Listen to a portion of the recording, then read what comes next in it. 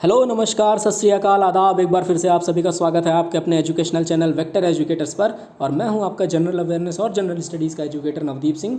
आज हम चर्चा करने वाले हैं जनरल स्टडीज़ के 2020 शो एपिसोड नंबर 5 की। बिना टाइम वेस्ट किए पहुंचते हैं पहले क्वेश्चन पर कि which of the following is a rift valley. निम्नलिखित में से कौन सी एक दरार घाटी है।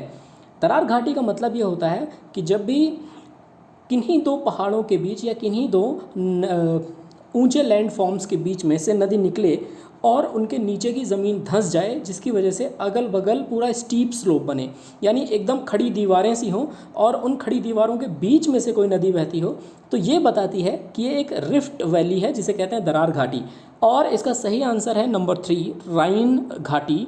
राइन नदी आप देख सकते हो। राइन नदी ये देखें यूरोप की हम लोग चर्चा कर रहे हैं। यूरोप में स्विट्ज़रलैंड के स्विस अल्पस पर्वत से निकलती है ये, और स्विस अल्पस पर्वत से निकल करके राइन नदी इधर ऊपर का राइट हैंड वाला जो ऑरेंज कलर देख रहे हैं और नीचे का जो आप पिंक कलर देख रहे हैं, पिंक कलर बताता है फ्रांस है, ऊपर का ऑरेंज कलर बताता है जर्मनी है। और ये जर्मनी और फ्रांस के बीच में बॉर्डर भी डिसाइड करती है। इनफैक्ट ये स्विट्ज़रलैंड और जर्मनी के बीच में बॉर्डर भी डिसाइड करती है। एंड देन उसके बाद ये नदी पूरी तरह से नीचे की ओर बहती हुई जा करके नॉर्थ सी में गिर जाती है। आपको कमेंट सेक्शन में ज़रूर बताना है नॉर्थ सी अटलांटिक ओशियन का भाग है या आर्कटिक ओशियन का भाग है। मैं आपके कमेंट में रिप्लाई ज़रूर दूंगा आपको। बट यहाँ पर हमें ये जानना है कि जर्मनी में से होकर के बहने वाली ये नदी जितने भी अल्पस पर्वत के बीचों बीच से निकलती है, वहाँ पर एक दरार घाटी बनाती है। इतना ज़्यादा ज़मीन नीचे की तरफ धंस चुकी है कि ऊपर की तरफ से ऐसा लगता है जैसे मानो एकदम पूरा का पूरा सीधा स्लोप बना हुआ है। तो और there is one thing more important about this valley. इस वैली के बारे में एक चीज़ और बहुत ज़्यादा महत्वपूर्ण है कि ये बहुत ही खूबसूरत है। बहुत सारे टूरिस्ट इस वैली में घूमने के लिए जाते हैं and in fact they use to enjoy over there. तो आप देखिए कुछ फ़ोटोज़ हैं आपके सामने, जैसे ये राइन नदी है और ये राइन नदी के आसपास की जो वैली है, पूरी घाटी है, ये इतनी ज़्यादा खूबसूरत घाटी है कि दुनिया भर के टूरिस्ट इसे देखने के लिए आते हैं। इसके अलावा ये भी देख सकते हैं आप, ये दोनों इमेजेस राइन नदी के तट से ली गई हैं, जो कि राइन नदी की वैली का एक बेहतरीन खूबसूरत नमूना है। आगे बढ़ते हैं हम लोग। रिवर इरोड्स बाई, एक नदी किसके द्वारा नष्ट होती है। इरोड का मतलब नष्ट होना या अपरदित होना। तो हाइड्रोलिक एक्शन होता है, कोरोजन होता है, एट्रिशन होता है, या all of the above. Actually ये सारे के सारे कारक हैं जो मिल करके रिवर को इरोड करते हैं, यानी उसे अपरदित करते हैं। तो all of the above will be the right answer. और आप देखिए कि कितने अलग अलग तरह के इरोजन होते हैं। सबसे पहले जो भी क्रैक और जॉइंट होता है, उस क्रैक और जॉइंट में हाइड्रोलिक इम्पैक्ट का मतलब ये कि देखें, जब भी फ्लूइड प्रेशर डालता है तो फ्लूइड एक बराबर प्रेशर उस क्रैक पर डालता है ऊपर की तरफ से। तो जब बराबर का प्रेशर पड़ता है तो उस समय पर क्रैक के बढ़ने की बहुत ज़्यादा संभावना होती है। दूसरी एट्रिशन भी आप देख सकते हैं यहाँ पर, संघर्षण जो है वो भी होता है।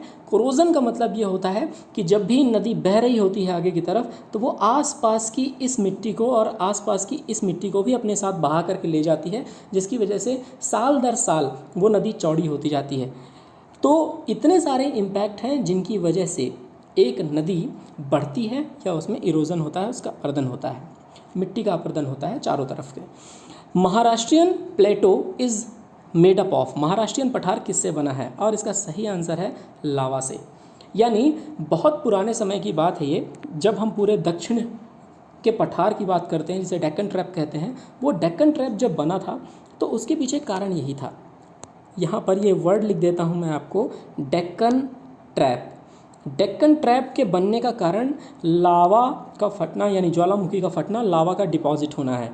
आप देख सकते हैं यहाँ पर ये पूरा का पूरा जो एरिया है, इस एरिया में राइट हैंड साइड पे bay of Bengal, left hand side पे अरेबियन सी, नीचे की तरफ इंडियन ओशियन।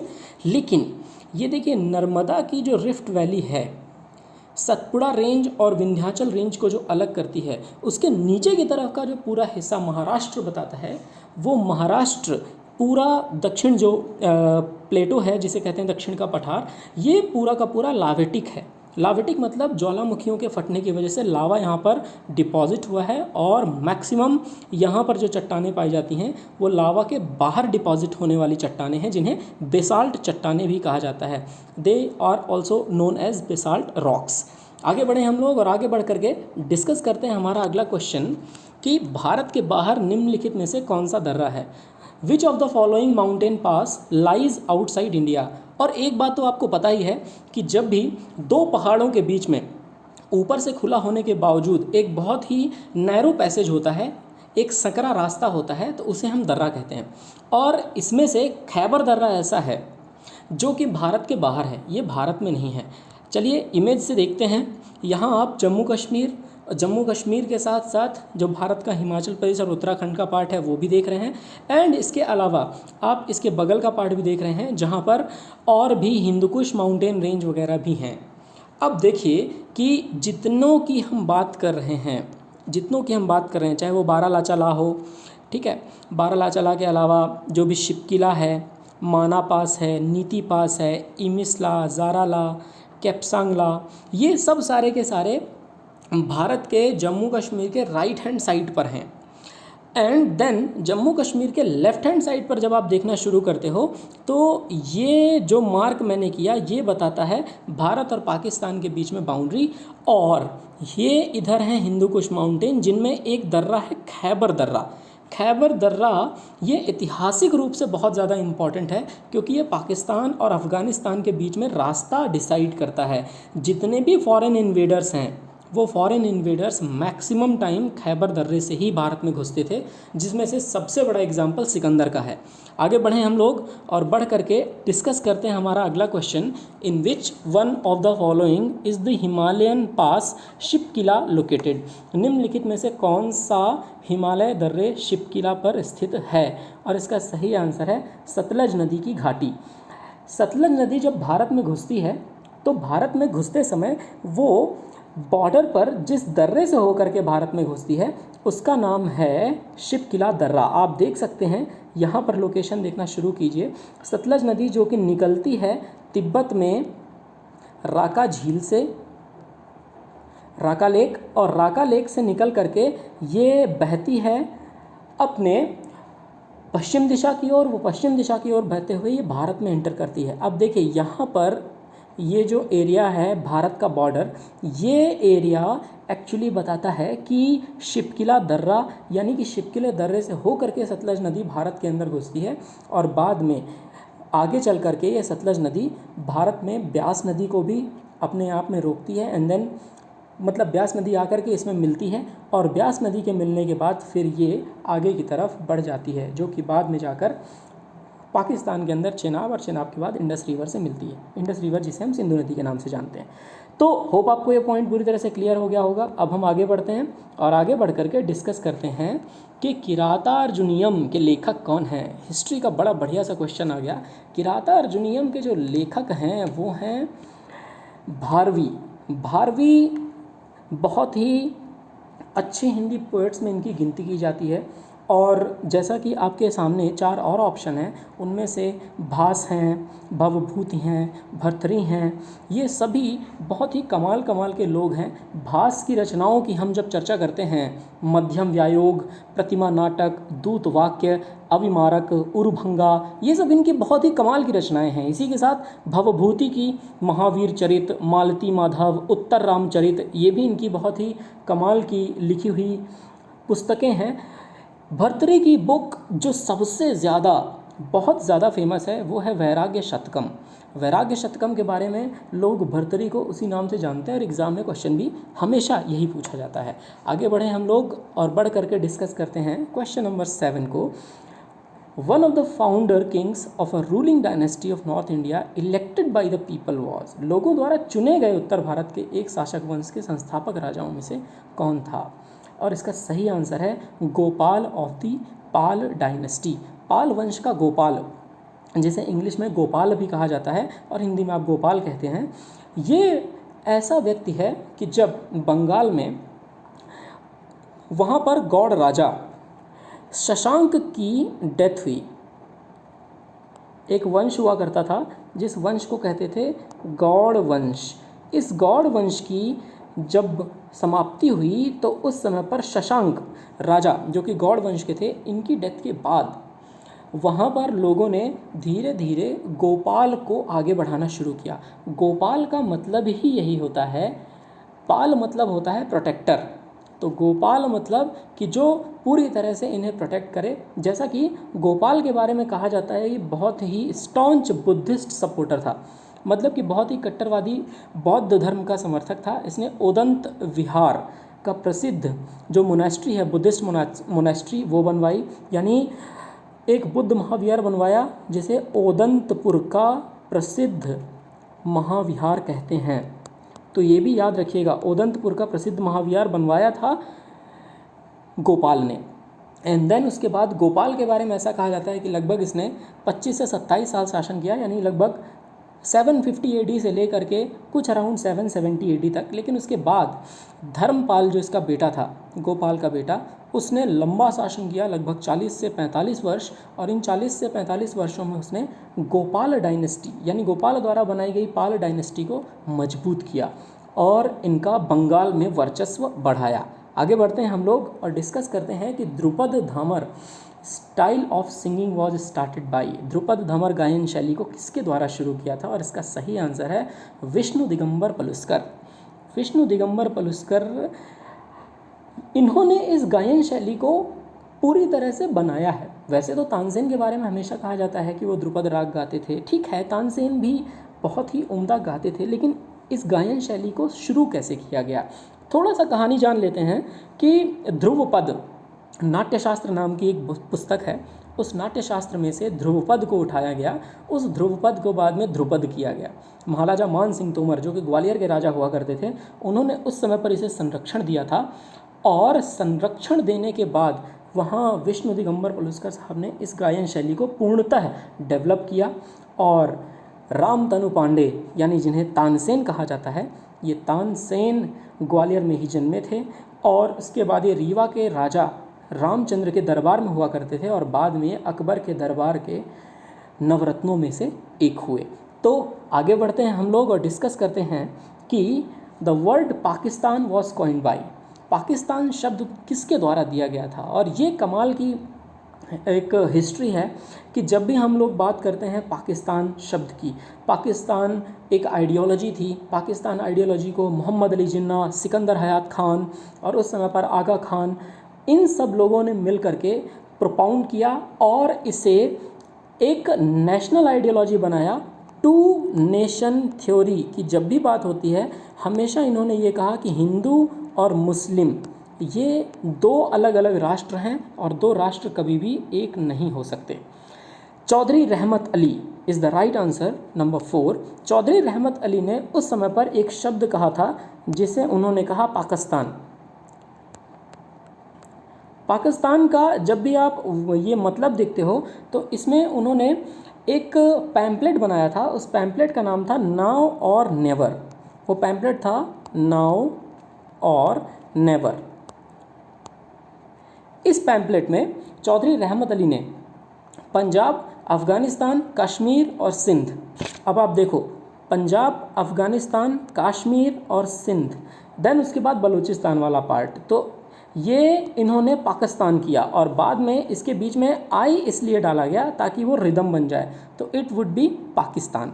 ये पूरा का पूरा इसका हिस्सा था। आगे बढ़ते हैं हम लोग और बढ़ करके डिस्कस करते हैं कि the first Carnatic war in India was an extension of the Anglo French war in. Bharat में पहला कर्नाटक युद्ध, एंग्लो फ्रेंच युद्ध किसका विस्तार था, यानी कौन सा एंग्लो फ्रेंच युद्ध ऐसा हुआ था जो कि किसी जगह चल रहा था और भारत में उसकी वजह से कर्नाटक वॉर हुआ या कर्नाटक युद्ध हुआ। तो पहला कर्नाटक वॉर जो हुआ था वो मैं आपको बता देता हूँ, 1744 से लेकर के हुआ था 1748 तक, 1744 से 1748 तक। 1746 में हुआ क्या था कि फ्रांसीसी लोग जो आसपास हुआ करते थे उन्होंने मद्रास में ब्रिटिशर्स को पकड़ा और पकड़ करके उन्हें जेल में डाल दिया। हालांकि यूरोप में युद्ध इसलिए चल रहा था क्योंकि ये लोग ऑस्ट्रिया में सक्सीड करना चाहते थे, ऑस्ट्रिया में इसके सक्सेशन में शामिल थे, यानी कि ऑस्ट्रिया के ऊपर कब्जा करना चाहते थे। ये कुल मिलाकर के ये है। बाद में 1748 की जब हम लोग बात करते हैं, यहाँ पर जा करके ऑस्ट्रियन सक्सेशन ख़त्म हुआ और एक संधि हुई थी, जिस संधि को कहा जाता है ट्रीटी ऑफ एग्स-ला-चैपेल। जब आप देखोगे इसे ट्रीटी ऑफ एग्स-ला-चैपेल, तो मैं यहाँ पर लिख देता हूँ एग्स-ला-चैपेल, या इसे कभी कभी ट्रीटी ऑफ आचेन भी कहा जाता है। तो ट्रीटी ऑफ आचेन के अनुसार and of Austrian succession and then उसके बाद फिर फाइनली वहाँ पे युद्ध रुका। तो सोचिए कि एंग्लो फ्रेंच यानी ब्रिटिश और फ्रांसीसियों के बीच में युद्ध चल रहा था इंग्लैंड यूरोप में, और वो युद्ध का जो एक इफ़ेक्ट है वो यहाँ आकर के कर्नाटक पे भी पड़ा। आगे बढ़ते हैं हम लोग और डिस्कस करते हैं कि the purpose of directive principles of states policy is, राज्य के नीति निर्देशक सिद्धांतों का उद्देश्य क्या है। और सबसे पहले तो ये याद रखिए कि राज्य के नीति निर्देशक सिद्धांत आर्टिकल 36 से लेकर के 51 तक इंडियन कॉन्स्टिट्यूशन के 4th पार्ट का हिस्सा हैं। इंडियन कॉन्स्टिट्यूशन का 4th पार्ट यानी directive principles of states policy, राज्य के नीति निर्देशक तत्व को आयरलैंड के संविधान से लिया गया है और आयरलैंड ने इसे स्पेन के संविधान से लिया था। डायरेक्टिव प्रिंसिपल यानी डीपीएसपी को बनाने का जो पूरा उद्देश्य है वो ये है कि हमारा पार्लियामेंट, हमारा स्टेट यानी कि देश जब भी कोई कानून बनाए, वो कानून बनाते समय वो स्टेट के वेलफेयर का पूरी तरह से ध्यान रखे। पूरी तरह से ध्यान यानी कि जब भी आपको देश के लिए कोई भी कानून बनाना है तो उन कानून को बनाते समय अपने दिमाग में किन किन बातों को रखना है, ये बताते हैं directive principles of states policy. यानी पहला आंसर सही है, to lay down positive instructions which would guide state policy at all level, सकारात्मक निर्देश दें जो सभी स्तरों पर राजनीति का मार्गदर्शन करेंगे। पॉइंट आपको क्लियर हो गया। आगे बढ़ते हैं क्वेश्चन नंबर 12 पर। In which case did the supreme court restore the primacy of the fundamental rights over the directive principles of states policy, किस मामले में सर्वोच्च न्यायालय ने राज्य के नीति निर्देशक सिद्धांतों पर मौलिक अधिकारों की प्रधानता को बहाल किया था। और इसका सही आंसर है गोलकनाथ केस। गोलकनाथ केस के बारे में थोड़ा सा चर्चा कर लेते हैं। गोलकनाथ केस एक सुप्रीम कोर्ट का ऐसा केस था जो 1967 में हुआ। मैं बस आपको एक इन्फॉर्मेशन देता हूँ इसके बारे में कि हुआ क्या था। जालंधर में हेनरी गोलकनाथ ये लोग थे और इन लोगों के पास बहुत ज़्यादा ज़मीन हुआ करती थी। अब जब हम बात कर रहे हैं 1960 के दशक की, जब हम बात कर रहे हैं 1970 के 70s की 60s की, तो उस समय पर article number 19F of the Indian constitution यानी हमारे भारतीय संविधान का आर्टिकल 19F ये कहता है कि आपको जो भी प्रॉपर्टी रखनी है आप अपने पास रख सकते हो, ये प्रॉपर्टी आपका फंडामेंटल राइट है। इसी तरह से 19G भी ये कहता है कि आप कोई भी प्रोफेशन चूज़ कर सकते हैं अपनी लाइफ में, भले ही वो खेती क्यों ना हो। अब ये जो गोलकनाथ थे इनके पास बहुत ज़्यादा ज़मीनें हुआ करती थीं और बहुत ज़्यादा ज़मीनों को पार्लियामेंट में एक कानून बनाया गया, जिस कानूनों के तहत ये कहा गया था कि ये इतनी सारी ज़मीन आप क्या करोगे रख करके, आपको सिर्फ 10 से 20% दी जाएगी और बाकी की ज़मीन लोगों में बांट दी जाएगी। तो इस चीज़ के खिलाफ जब सुप्रीम कोर्ट ने ये कहा कि पार्लियामेंट किसी के फंडामेंटल राइट को टच नहीं कर सकती, तब जा कर के ये केस बहाल हुआ था। यानी गोलकनाथ केस का जो मेन मुद्दा अर्थ जो निकल करके आया वो ये कहता है कि सुप्रीम कोर्ट ये कहता है कि पार्लियामेंट किसी के फंडामेंटल राइट को टच नहीं कर सकते। तो पॉइंट आपको क्लियर हो गया। आगे बढ़ते हैं हम लोग कि which of the following rights conferred by the constitution of India is also available to non citizens, Bharat के संविधान द्वारा निम्नलिखित में से कौन सा अधिकार गैर नागरिकों को भी उपलब्ध है। और इसका सही आंसर है फ्रीडम ऑफ स्पीच। यानी जो गैर नागरिक हैं यहाँ पर, वो गैर नागरिक आ करके किसी भी देश का नागरिक कुछ भी बोल सकता है। फ्रीडम ऑफ स्पीच आपको पता है आर्टिकल 19 में आता है। आगे बढ़ते हैं हम लोग और बढ़ करके डिस्कस करते हैं कि which one of the following is a human right as well as a fundamental right under the constitution of India. इसका सही आंसर है number 3, right to education. Right to education आपका एक मौलिक अधिकार भी है और इसके साथ साथ आपका एक ह्यूमन राइट यानी मानवाधिकार भी है।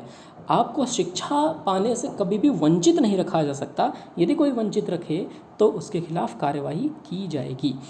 86वां संविधान संशोधन अधिनियम, राइट टू एजुकेशन की जब भी बात करते हैं, 86th कॉन्स्टिट्यूशनल अमेंडमेंट एक्ट, संविधान संशोधन अधिनियम जो RTE, राइट टू एजुकेशन को लेकर के आया, इसके बाद 2010 में RTE कानून बना, जो कि उस समय की मनमोहन सिंह सरकार ने पास किया था। आगे बढ़े हम लोग और डिस्कस करते हैं कि which one of the following was an associate state of India before becoming a full fledged state. पूर्ण विकसित राज्य बनने से पहले निम्नलिखित में से कौन सा भारत का एक सहयोगी राज्य था? और इसका सही आंसर है सिक्किम। सिक्किम भारत का सहयोगी राज्य था। सिक्किम में वहाँ पर जो कंट्रोल है वो भारत के हाथों में हुआ करता था, एंड बाद में सिक्किम को पूरी तरह से भारत में जोड़ा गया।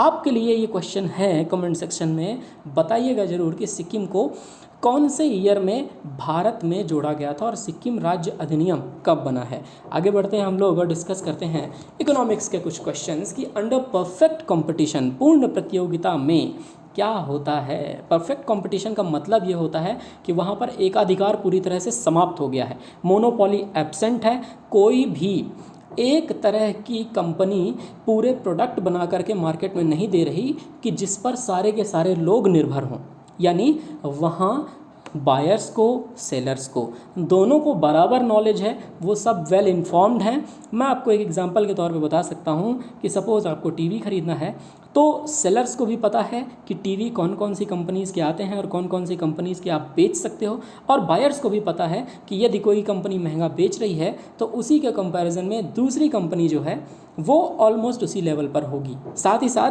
किसी की पसंद सैमसंग हो सकती है, किसी की पसंद सोनी, किसी की पसंद हो सकती है पैनासोनिक, और किसी की पसंद हो सकती है any other company like LG। तो बायर्स और सेलर्स वेल इन्फॉर्म्ड होते हैं। यहाँ पर परफेक्ट कंपटीशन में कोई भी फर्म, यानी चौथा सही आंसर है, कोई भी फर्म इन्फ्लुएंस नहीं कर सकता price and supply in the market, यानी कोई भी फर्म बाजार में कीमत और आपूर्ति को प्रभावित नहीं कर सकता। होप पॉइंट समझ में आ गया होगा। जबकि मोनोपोलिस्टिक कंपटीशन जब भी होता है, या जिसे हम मोनोपॉली कहते हैं, मोनोपोलिस्टिक कंपटीशन अलग है। मोनोपॉली जब भी हम एकाधिकार की बात करते हैं, मोनोपॉली का मतलब ये होता है, सपोज हम बात करें इंडियन रेलवे, यानी रेल फैसिलिटी भारत में आपको सिर्फ और सिर्फ इंडियन रेलवे देता है, और इंडियन रेलवे अपने प्राइसेस को बढ़ा भी सकता है, अपने प्राइसेस को घटा भी सकता है, वो सप्लाई भी कम कर सकता है, सप्लाई भी ज़्यादा कर सकता है। सपोज जैसे लॉकडाउन की बात है, लॉकडाउन में आप देखिए इंडियन रेलवे बंद हो गया और उसके अल्टरनेटिव में कोई ऐसा रेलवे नहीं है जो चालू हो। तो होप आपको ये पॉइंट पूरी तरह से क्लियर हो गया होगा। आगे बढ़ते हैं हम लोग और डिस्कस करते हैं कि question number 17, which of the following authority sanctions foreign exchange for the import of goods. वस्तु के आयात के लिए निम्नलिखित में से कौन सा प्राधिकरण विदेशी मुद्रा को प्रतिबंधित करता है? और इसका सही आंसर है प्रतिबंधित नहीं, रिलीज़ करता है। इसका मतलब ये है रिजर्व बैंक ऑफ इंडिया।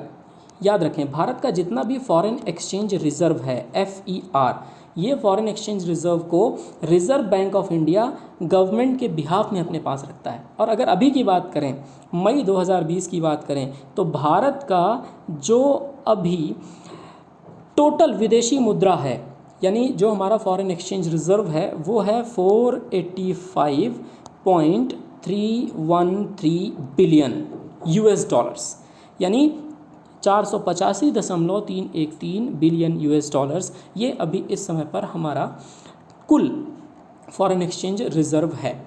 आगे बढ़े हम लोग और बढ़ करके डिस्कस करते हैं कि the great year of divide refers to. Great divide का वर्ष कौन सा है? 1921 के बाद जब जनसंख्या में तीव्र वृद्धि दर हुई थी, तो इसे कहा जाता है the year of great divide, यानी number 1 is the right answer. और चलो थोड़ा सा स्टैटिस्टिक्स देख ही लेते हैं। स्टैटिस्टिक्स के बारे में मैं आपको इतना कहना चाहता हूँ कि मॉर्टेलिटी रेट, जिसे मृत्यु दर कहते हैं, वो नीचे गिरा, और मृत्यु दर जब नीचे गिरा तो ग्रोथ रेट आपको बहुत ज़्यादा देखने को मिलेगी। आप देखिए यहाँ जब आप 1891 से 1901 देखते हैं तो डिक्रीज़ दिखता है आपको -0.04% का। देन उसके बाद करोड़ में, सॉरी, देन उसके बाद जब आप ईयर ऑफ ग्रेट डिवाइड को देखना शुरू करते हैं 1931, 1941 और 1951, तो आप ये देखिए कि कितनी ज़्यादा पॉपुलेशन बढ़ी। मतलब 2,76,00,000, 3,96,00,000, फिर 4.24 करोड़। देन इसी तरह से ये पूरा का पूरा बढ़ता गया। यानी कि इस तरह से जो इंक्रीमेंट है वो इंक्रीमेंट बहुत ज़्यादा हुआ पॉपुलेशन में, और पॉपुलेशन उसके बाद एकदम बस्ट हुआ, जिसे कहा जाता है पॉपुलेशन एक्सप्लोजन। यानी जब हम आज़ाद हुए थे उस समय हम लगभग 36 करोड़ के आसपास थे, और जब हम आज हैं तो हम लगभग 136 करोड़ के आसपास हैं। यानी कि आज़ादी के बाद 70 सालों में यदि आपसे कोई ये कहे कि विकास नहीं हुआ तो ये गलत बात है। विकास तो हुआ है, 100 करोड़ लोग भारत में पैदा हुए हैं। अपार्ट फ्रॉम द जोक आगे बढ़ते हैं हम लोग और पहुंचते हैं special drawing rights facility is available at. विशेष आहरण अधिकार SDR सुविधा कहाँ उपलब्ध है, और ये उपलब्ध है इंटरनेशनल मॉनेटरी फंड्स में। देखिए हर कंट्री का अपना IMF में एक अकाउंट होता है, जिस अकाउंट में वो अपना फॉरेन करेंसी एसेट्स रखते हैं। मतलब कि IMF के अकाउंट में आप जब भी पैसे रखते हो तो आप सिर्फ 5 करेंसी में रख सकते हो। US का डॉलर के अलावा आप रख सकते हो यूरो में, यूरो के अलावा आप रख सकते हो येन, रेनमिनबी, और इसके अलावा ब्रिटेन का pound sterling. 5 foreign currency assets में आप पैसे रख सकते हो। ये बताता है कि आपके इकोनॉमी की एक्सटर्नल पोजीशन क्या है, मतलब कि आपकी अर्थव्यवस्था कितनी मजबूत है और बाहर की अर्थव्यवस्थाओं के सामने आपके अर्थव्यवस्था के क्या हालात हैं। ये बताता है कि इंटरनेशनल मॉनेटरी फंड में आपका फॉरेन करेंसी एसेट कितना है। प्लस आप वहाँ पर गोल्ड भी रख सकते हो। अब देखिए हर कंट्री के पास एक सुविधा होती है। वो सुविधा ये कि अगर आपको कभी ज़रूरत पड़े या मेंबर कंट्रीज़ को उठा करके कभी आप उसे देना चाहें तो कौन सी कंट्री कितना दे सकती है। यानी कि फॉरेन करेंसी एसेट्स और गोल्ड को मिला करके जो आपका रखा हुआ पैसा IMF के अकाउंट में है उससे उठा करके अगर आप मेंबर कंट्री को सप्लीमेंट देना चाहो या उन्हें आपूर्ति के लिए देना चाहो तो उसे कहा जाता है SDR। यानी SDR का मतलब वो अमाउंट जो आपने IMF के अकाउंट में रखा है और ज़रूरत पड़ने पर उसे उपयोग में ला सको। भारत का जो SDR है एज ऑफ नाउ वो है 1.423 बिलियन। होप आपको ये पॉइंट भी क्लियर हो गया हो। 1.423 billion is the current SDR of India. आगे बढ़ते हैं हम लोग और आगे बढ़ करके डिस्कस करते हैं हमारा अगला क्वेश्चन कि Mashelkar committee was constituted to report on. माशेलकर समिति का गठन किस पर रिपोर्ट करने के लिए किया गया था, और इसका सही आंसर है ऑटो फ्यूल पॉलिसी, ऑटो ईंधन नीति। यानी जो व्हीकल इमिशन नॉर्म्स होते हैं कि कोई भी वाहन कितना प्रदूषण कर रहा है उसके पीछे जो नियम बनते हैं, auto fuel policy for country यानी कि ऑटो ईंधन नीति जो भारत के लिए बनाई गई थी उसे रघुनाथ अनंत माशेलकर यानी RA माशेलकर साहब के अंतर्गत बनाया गया था, और ये नेशनल फ्यूल पॉलिसी बन के आई थी 2003 में। तो इसका सही आंसर हो जाएगा नंबर 4 कि नेशनल फ्यूल पॉलिसी को बनाया था माशेलकर साहब ने। आगे बढ़ते हैं हम लोग और सोशल मीडिया अकाउंट की डिटेल मैं आपके साथ एक बार फिर से शेयर कर देता हूँ। फेसबुक पे आप मुझे यहाँ, इंस्टाग्राम और ट्विटर पे नवदीप सिंह 003 पे फॉलो कर सकते हैं। इसके अलावा बहुत बहुत धन्यवाद आप सभी का। चैनल को सब्सक्राइब करिए, लोगों तक वीडियो पहुँचाइए और डिटेल्स शेयर करते रहिए। बहुत बहुत धन्यवाद। आप लोग मेरे साथ जुड़ते हैं, कमेंट सेक्शन में अपने कमेंट्स देते हैं, बहुत अच्छा लगता है। Thank you so much. जय हिंद।